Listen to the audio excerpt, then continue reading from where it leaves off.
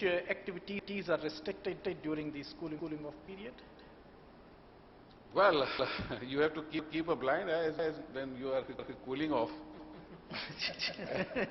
You don't have to look. You don't have to knock your partner's room for a cup of tea or sharing a cigarette when he's working on that particular client. I mean,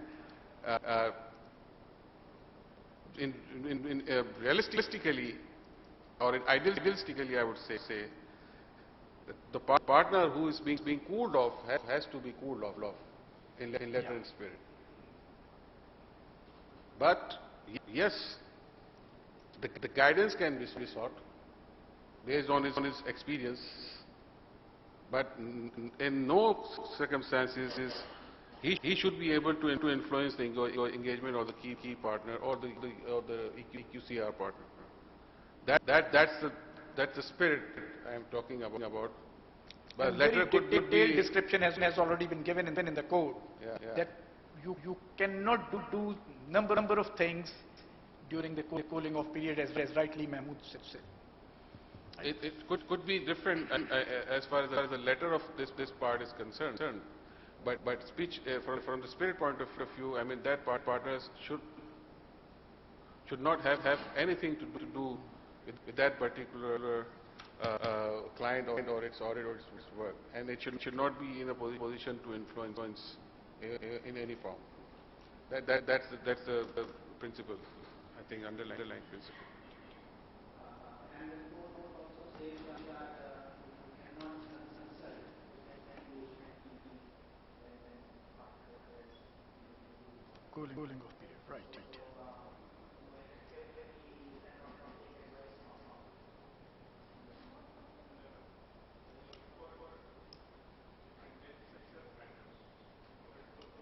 Briefing for guidance, you can always refer to it.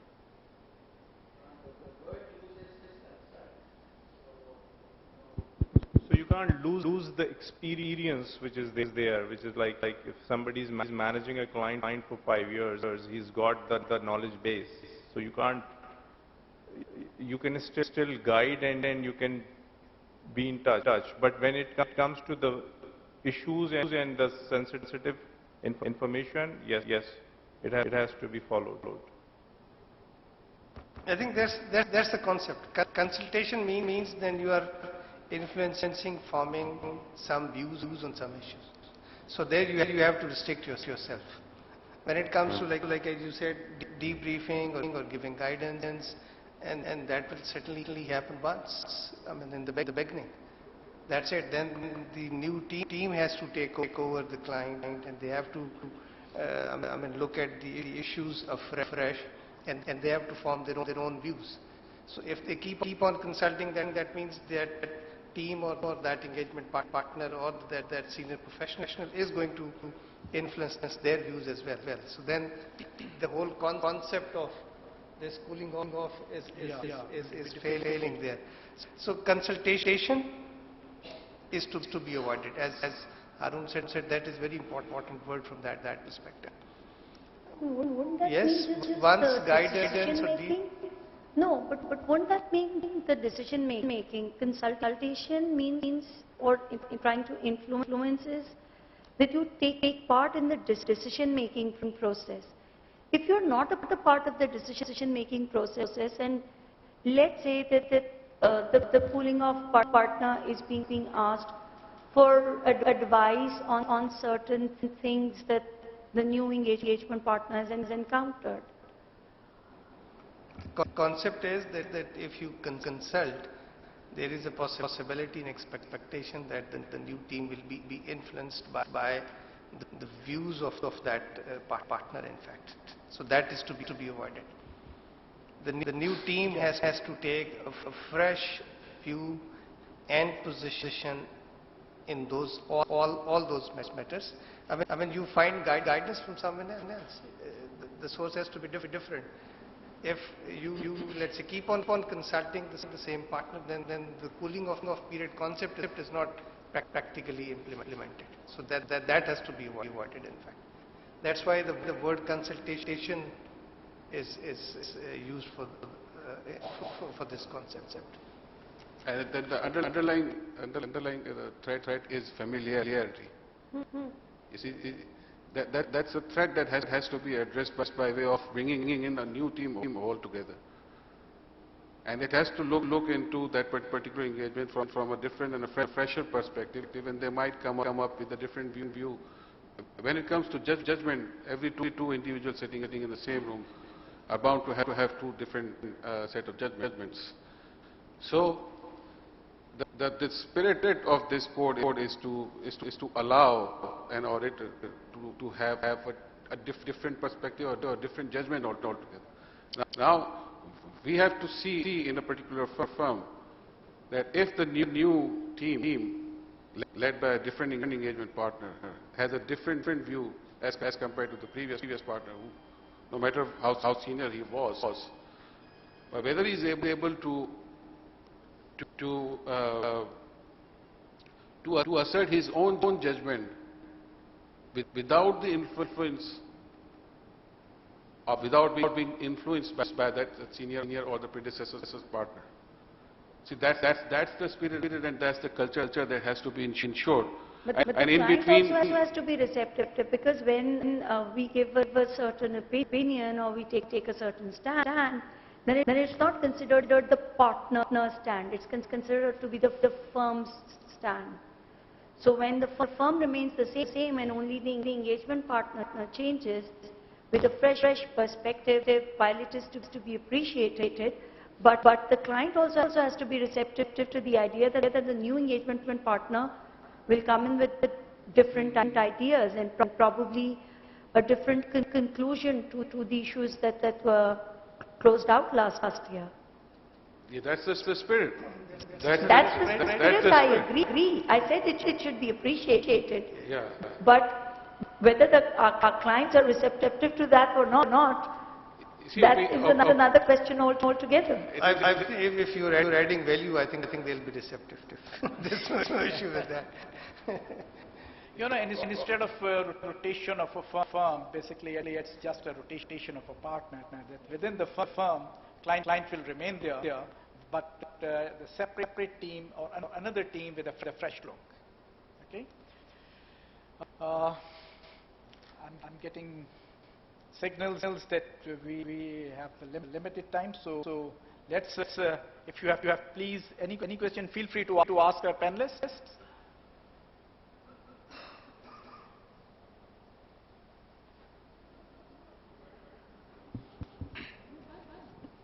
This is a very important question.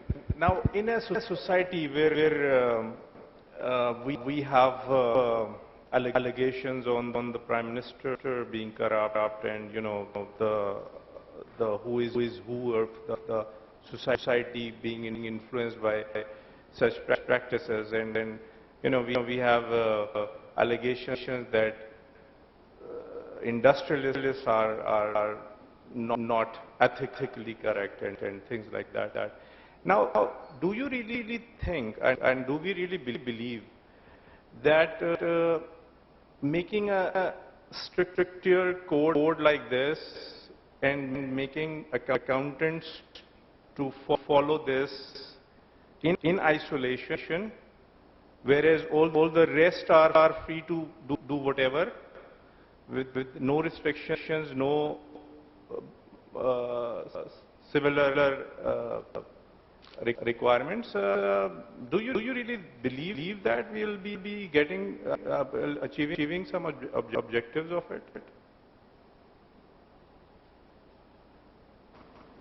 नहीं आपका ख्याल है accountants को भी आज़ाद कर देना चाहिए? नहीं, आज़ाद तो नहीं है, अभी भी नहीं है. But we know there are issues. We know even within our fraternity there are problems. Are we addressing? Problem शायद सब सोसाइटीज में है. Even if you take example from where these ethics are coming, I mean, we are not designing anything in Pakistan. These all are coming internationally. So something is happening there as well, and we all know this. If you just take example of, let's say, US, I have been in touch with organization which carries a survey of fraudulent activities in different countries through internal auditors, external auditors, or let's say CFOs, and the data they compile in US consistently says that 6% of gross revenues of these corporate entities are misappropriated by employees through different schemes of fraudulent activities. So this I'm talking about USA. So this element of doing something which is not permitted will be there, has been there, and is still there. So having this concept in mind, definitely, there may be societies where this, and it is happening in a larger extent, and there are societies where this is, let's say, controllable within controlled limits, but this element will still be there. It will remain there. When it comes to accountants, I think although being even human being, I have lot of responsibilities to society, but being accountant, I carry a little more, and I have to protect public interest. So when it comes to public interest, I should be doing what is possible for me to do.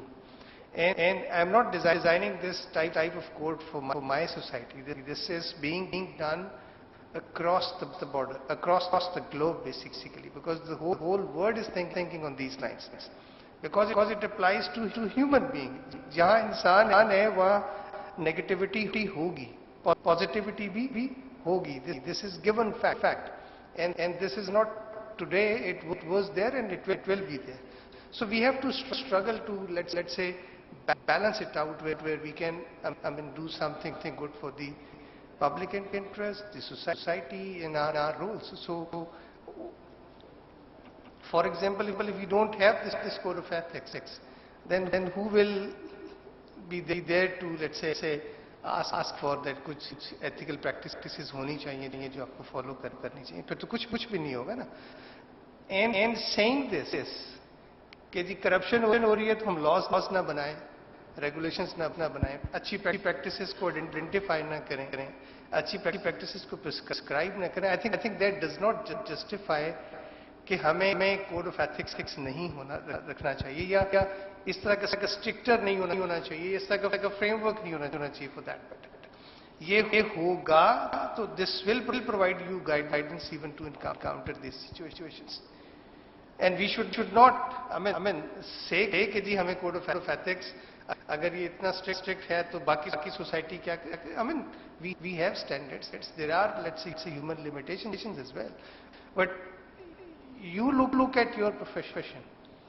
मैं शायद इसको discrimination नहीं करना चाहता था, but we know our profession कि there is, let's say, a group of firms and professionals जो एक sort of stricter code of ethics को follow करती हैं. Even जो ICAP का prescribed है, they go beyond that. एक उनकी sustainability over a period, over a globe, in different, let's say, countries and constitutions, उसका difference और जो ethical practices की care नहीं करते, उनकी sustainability, उनकी growth, वो difference आपको बता देगा कि profession में ethics कितने important हैं, and why we should follow these ethical principles, because it's a matter of trust. तो कम से कम आपके प्रोफेशन का एक रीजनेबल नंबर है प्रोफेशनल्स का, those are trusted for their reports, for their work, for their capability, competence, due care. It's not only honesty basically, it's the professional competence and due care as well. If you follow these ethical practices, people know that this group of people can really deliver. So this all, comes together. It's not, one aspect of it. So having these ethics, having these codes, having these frameworks in place, definitely, they increase your value, your involvement in the society, your value addition to the society. So I'm strong believer that we must be having rather more stricter than this type of, let's say, code of Rana ethics. Sahab, you make it 10 times stricter. If it is a tick box approach which we are following, We're not. Nothing We're will not. change. No. They can find code of ethics. We are student of this, let's say, ethical framework, and we know that our code of ethics is not tick box. It's a conceptual framework based code, and it provides you guidance. It gives you, let's say, opportunity to take a decision, but definitely it wants you to take positive decisions. So put your hand on your heart and tell me how many chartered accountants will resign after adopting this code. I think we should not pass any statement on this account. Let's not. No, that's let's why not. we are Let's saying not be the judge. It should for not others. get tick box approach, Fine, right? let's not be the judge for others. I think the code of ethics is there. You know it, I know it, and let's try to follow as much as possible, as much as we can. That is the spirit. So let's not pass in judgment that who will resign and who will contribute. Fahim sahab, इसमें Get into something different perspective, basically. Thank you. Usman sahab, इसमें Fahim, इसमें एक चीज हमें करनी है. What is the option? हम क्या करें? No. There is no other option. But पहले first of all, we should be very clear in our mind. What is the right way? What is the right direction?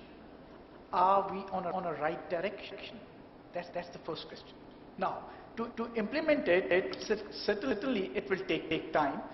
Might be, with the passage of time, our people will also realize this. वो होता है ना sometimes अब खौफ से कभी शौक से. तो वो कभी भी शौक से भी नहीं और खौफ से भी नहीं. We do need to do some soul searching, Shaikh Saab. Ji. AOB is there. And why is there? Had we done the job well, there was definitely a different scenario. So we need to do some soul searching. Have we been following the older code of ethics the way it was supposed to be followed? So having another code of ethics, no issue. We should have the best of the best. It is not another code of ethics. Please, if I'm trying to understand, it has been there. While we were student, we were having these five fundamental principles. It's only an elaboration, improvement. I mean, the society is changing, businesses are changing, their systems are changing. So whatever situation you encounter, you need to give guidance to your members on that. Yeah, so fundamentals are there, right? Yeah, they are there, and framework is there. We are talking about regaining the public trust. Yeah. So that's why I'm saying. And maintaining. We can't continue with the tick box approach. We all agree on this. I think we all agree to this. View, There's no disagreement for this. Right.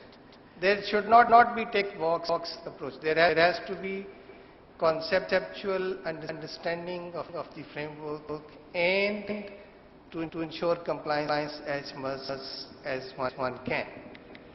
I think that should be the bottom line. Yeah. Fahim, I would like to add with your permission a few points that you just mentioned. Obviously, there is a social complication, a consequence.